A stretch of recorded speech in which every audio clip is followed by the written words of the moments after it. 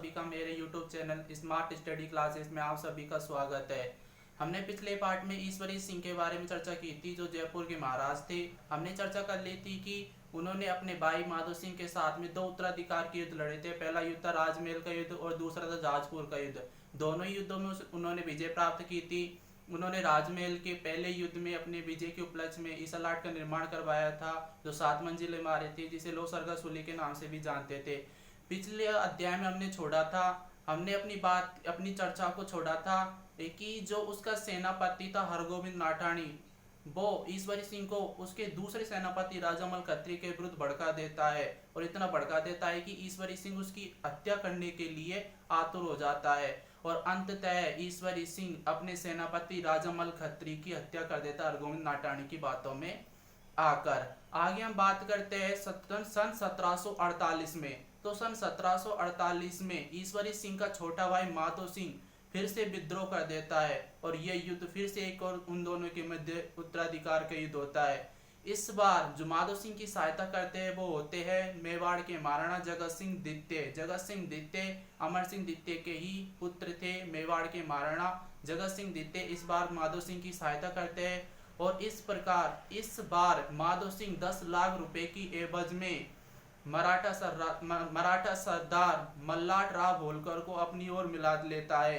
यानी कि जो मराठा सरदार होते हैं उनको 10 लाख रुपए देता है, और उनसे कहते हैं कि आप हमारी साइड आ जाओ और हमारी साइड से युद्ध लड़ो। इस प्रकार सन 1748 में बगरू, जयपुर के बगरू नामक स्थान पर ये युद्ध लड़ा जाता है ईश्वरी सिंह और माधो सिंह के मध्य।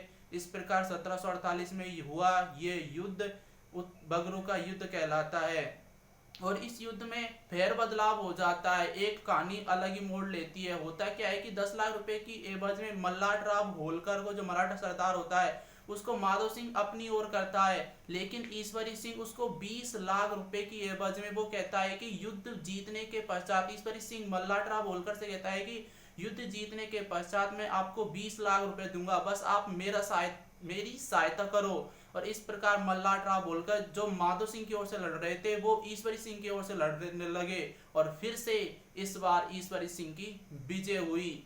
लेकिन विजय के पश्चात जब 2-3 साल बीत गए तो मल्लाट राव बोलकर उसे बार बार परेशान करने लगा 20 लाख रुपए के लिए, लेकिन ईश्वरी सिंह के पास इतने पैसे नहीं थे। उस समय तो उसने वादा कर दिया था कि मैं आपको 20 लाख रुपए दे दूंगा, लेकिन उस समय उसके पास इतने पैसे नहीं थे, और जो इधर से मल्लाट राव होलकर का दबाव बढ़ता गया तो ईश्वरी सिंह अंततः परेशान होकर ईसा लाट पे चढ़ गया, और ईसा लाट से कूदकर उसने आत्महत्या कर ली। जब उसने आत्महत्या कर ली तो उसका अंतिम संस्कार किया गया, और जो अंतिम संस्कार किया गया था वो स्थान था ताल कटोरा।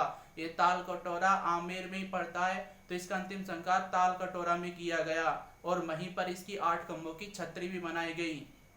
बात करें ईश्वरी सिंह की, तो ईश्वरी सिंह से एक महत्वपूर्ण चीज आती है कि ईश्वरी सिंह के शासन काल में ईश्वरी सिंह ने आदमकद चित्रों को बनाना शुरू किया था। आदमकद चित्र क्या होते हैं? आदमकद ऐसे चित्र थे जो बिल्कुल आदमी के समान थे। कहने का मतलब यदि 6 फुट का आदमी है तो वो चित्र था वो भी 6 फुट का था।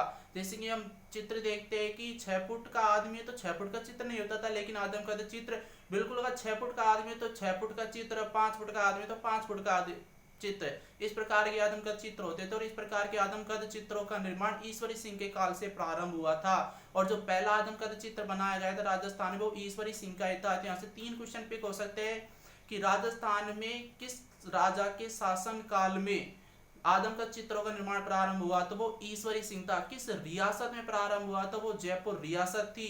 और किसका पहला आदमकद चित्र बना, तो ईश्वरी सिंह, जयपुर के महाराजा ईश्वरी सिंह का पहला आदमकद चित्र बना।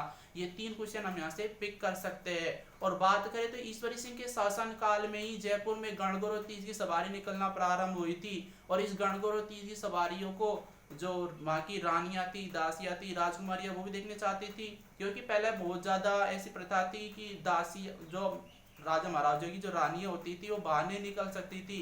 इसलिए ईश्वरी सिंह ने क्या किया, जो गणगौरी बाजार है जहाँ से गणगौर माता की तीज की सवारी निकलती है, वहां पर ईश्वरी सिंह ने जो पास में चौगान स्टेडियम उसमें मोती बुर्ज का निर्माण करवा दिया। तो इस मोती बुर्ज का निर्माण रानियों के लिए या दासियों के लिए, राजकुमारियों के लिए गणगौर तीज की सवारी देखने के लिए किया गया था।